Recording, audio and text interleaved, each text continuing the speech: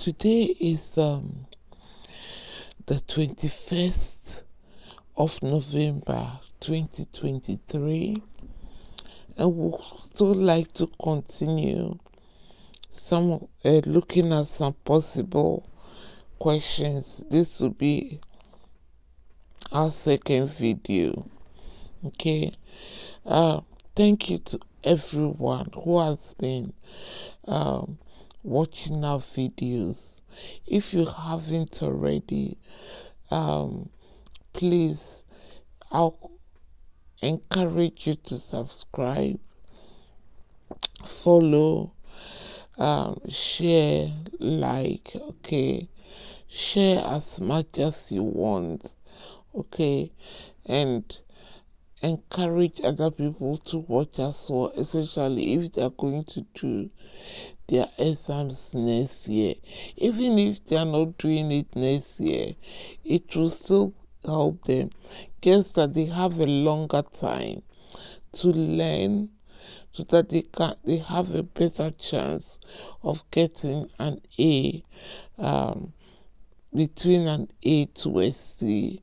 Okay, and I'll be very happy if most of you get that, if not all of you. If the account is not yours, please, even though I want you to subscribe or follow, ask for permission, okay? There are implications if you use somebody's account, because if they get into trouble and you accidentally do something, then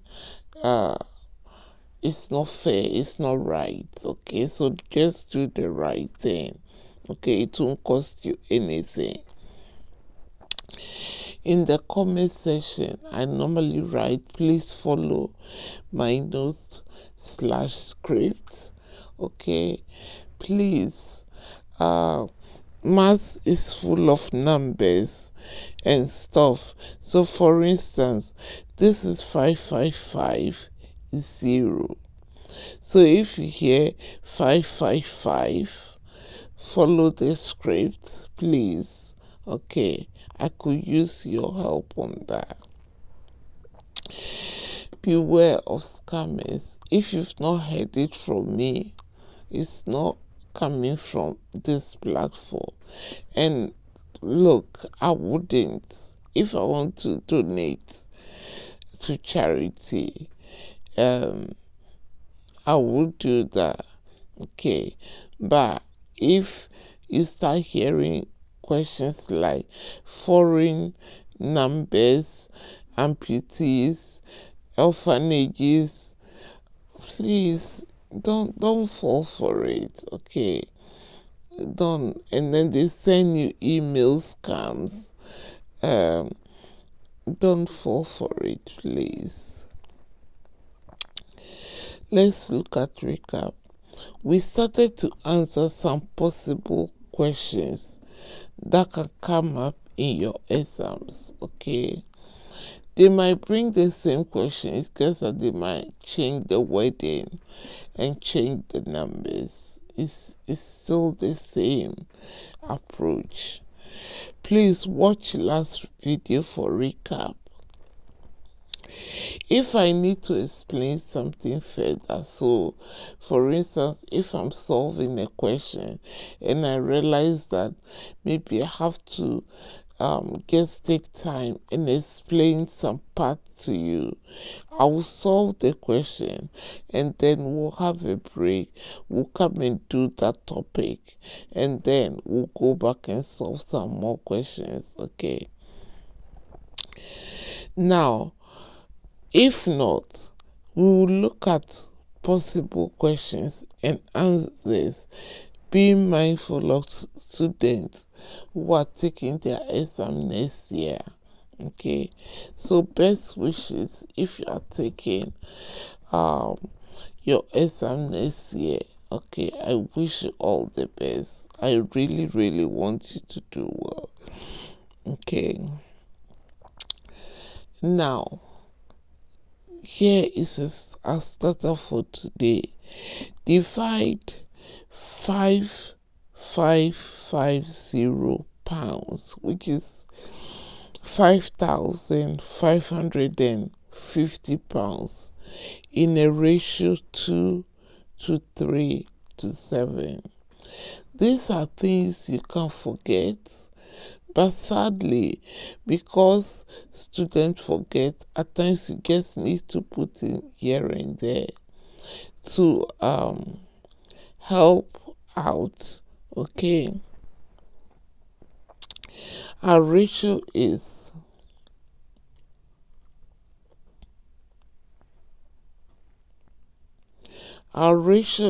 2 is to 3 is to 7.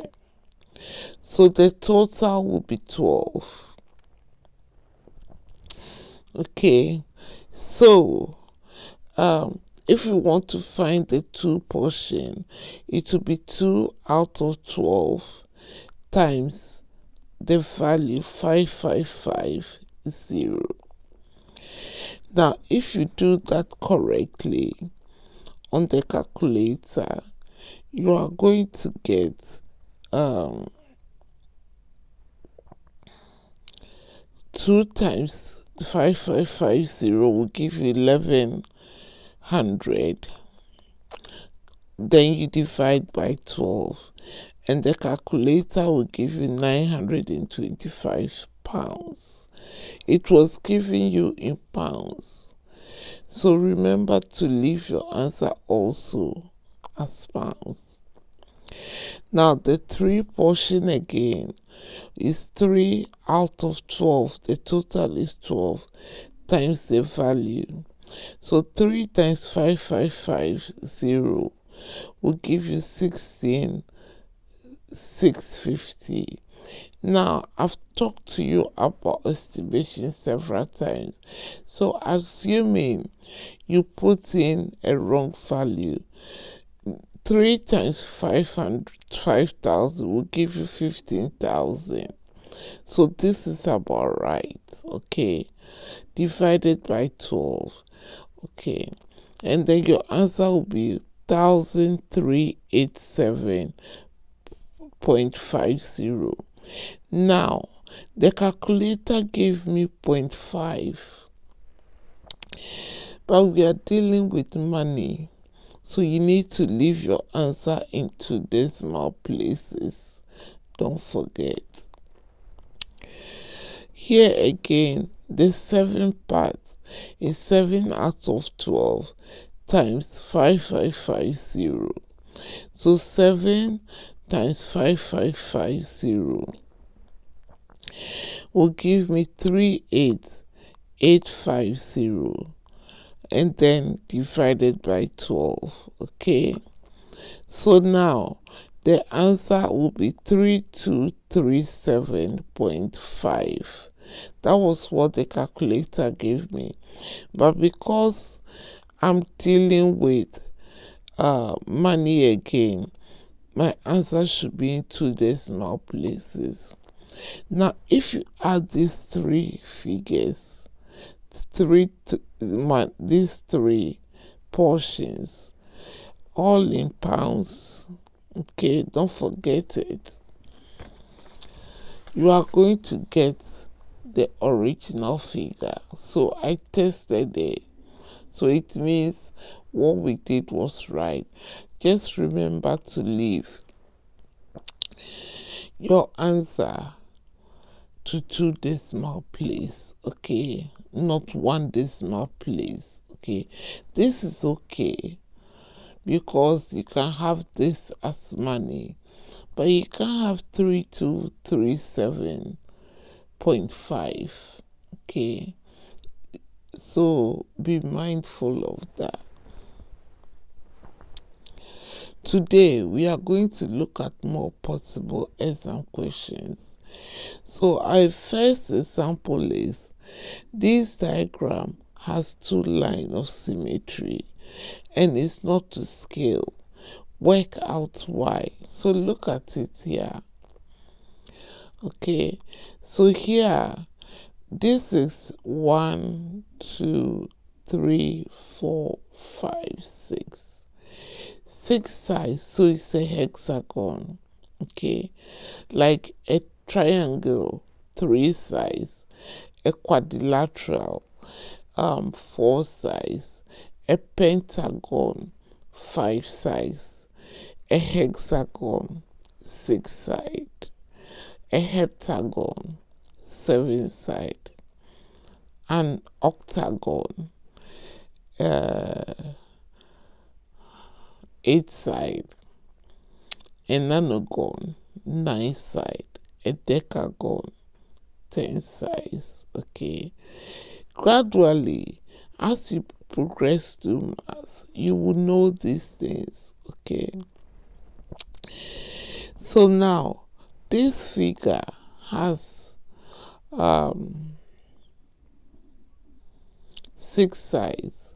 There are 2 parallel lines here. Okay, so I've started thinking about C angles. Okay, but in the question, we're only given this angle here, and they said we should find Y. Okay, I drew this 2 line of symmetry. It wasn't part of the question. So if this is 152, then that will be 152, that will be 152, that will be 152. In a quadrilateral, the total angle is 3. In a triangle, the total angle is 180. In a hexagon, the total angle is 720. Okay, so what I can do is, I have this angle and this angle are equal. I know this is 152, so all these ones are also 152. So I multiply 152 by 4 plus 2y, and it should give me 720. Okay, now, so I can multiply, the total angle will be 720 degrees. Okay, as in angles. So 150 4 times plus y degrees plus y degrees, which I'm supposed to find y. So 720 degrees will be equal to 608 degrees plus 2y. 2y will be equal to 720 degrees minus 608 degrees, because if you add 152 4 times, you will get 608. So 2y will be equal to 112 degrees. Y now will be equal to 112 degrees divided by 2. So y is 56 degrees. So here, this y is 52 degrees, 56 degrees, and that y here is 56 degrees. So that is our answer, y. Now, I did other alternatives. If you are not sure whether a hexagon has an angle equaling 720, this is a standard formula you can use. Okay, it is true for a triangle. So a triangle has 3 sides, where end is 3 sides. So 3 minus 1 minus 2 is 1 times 180. Okay, so the angle in a triangle is 180. The angle in a quadrilateral, has 4 sides. So 4 minus 2, which is 2, times 180, which is 360. Okay, So if you don't know that the hexagon has 720 as its total angle, you can just use this formula. So you can add this formula to your flashcard. Okay, so if you have 10 sides or 12 sides, 12 minus 2 will give you 10 times 180, which will be 1800. So this is a standard formula. So the hexagon has 6 sides. That's why initially I used 720. Okay, if you don't know that off your head. So 6 minus 2 is 4. 4 times 180 is 720. So all the angle in the hexagon question should add up to 120. So if you add 152 4 times plus 2y, then you can find y. Okay. If you don't know this 720 thing and you don't know this formula, there are other things you know that can help you solve it. Okay, that is the beauty of math.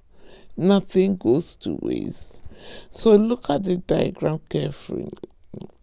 These are two parallel lines. Okay, we've done Z angles, and these are lines of symmetry. You can get one line of symmetry here, which is parallel to that. This is not to scale. Okay, now if this is 152, that is a Z angle here. There, if you look, follow my note to help.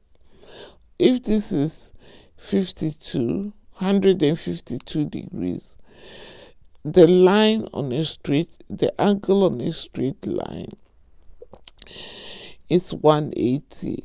Okay, so 180 minus 152 degrees will give you 28. Okay, 28 degrees. Now this angle here is equal to that angle here. So if this is 28 degrees, then that will be 28 degrees. And because this is a line of symmetry, that will also be 28 degrees. So 28 at 28 will be 56 degrees. Okay. So even if you don't know that the angle in a hexagon is 720 and you don't know this formula, you can apply parallel lines or Z angles here to solve this question. Okay, so if this is 56 degrees, that will also be 56 degrees, because that is 152. That will also be 152. So if this is 28 degrees, that will be 28 degrees. That will be 28 degrees. That will be 28 degrees. So as long as you know that and you know the angles, you can apply parallel lines to solve this question without even knowing this. Okay, I'm trying to show you how easy it is. You can get a C and above. Okay, you don't have to sweat it, and you don't have to ignore question. You see the diagram and it's like, okay, all you need to take your time is to have a critical look and bring your tools out. What have I learned to help me solve this equation? Okay, this can give you 3 marks. We can push you to the next boundary. Okay, so I've written here, angle on a straight line is 180 there. So if you know this, you can find this, which is 28. using parallel angles, because I know this is 28, that part will be 28, because this line is symmetric. We've been told in the question, there's two lines of symmetry here and there. So if that is 28, then that will be 28. So y straight away is 56. Okay. So this is a quick way of even solving it. Two lines, then you get your answer. So you can use this method, or you can go by this formula to calculate the angle in the whole hexagon. Okay, so this is good if maybe you have like 8 sides, then you know 8 minus 2 times 180. Okay, so add this to your flashcard. Okay, but if you don't know that, if you have this sketch, have another look and see what can I apply to solve the question. Okay, so we've dealt with that, and remember, this thing is not to scale. Now, another example, a sand and cement mixture. So this has to do with building. Must be in a ratio 4:1. So a sand is to cement will be 4:1. So if you have 400 bags of sand, then you should have 100 bags of cement. That is what this means. Okay, earlier on we did ratio or proportion. We divided money into 3 parts, so by now you should know how to do that. Okay, if a 500 kilograms is mixed, how much cement is involved? Okay, so you've mixed 500 kilograms. They've told you the ratio is 4:5, and I said to you yesterday, look at how I'm arranging my work, okay, so that you make room for the examiner to don't just write anyhow. Think and do it step by step. As I always say, if you get 60% of the first question right, it's a good, and you get all that in the 3 papers, and you can even get a B. Okay, you don't have to answer all the questions to get A star or A. You can answer 70 to 75% and get an A or an A star. Okay, depending on the marking scheme, because some marks are higher than the others.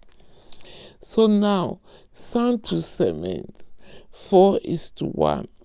So total of 4 plus 1 is 5, as we saw in the starter.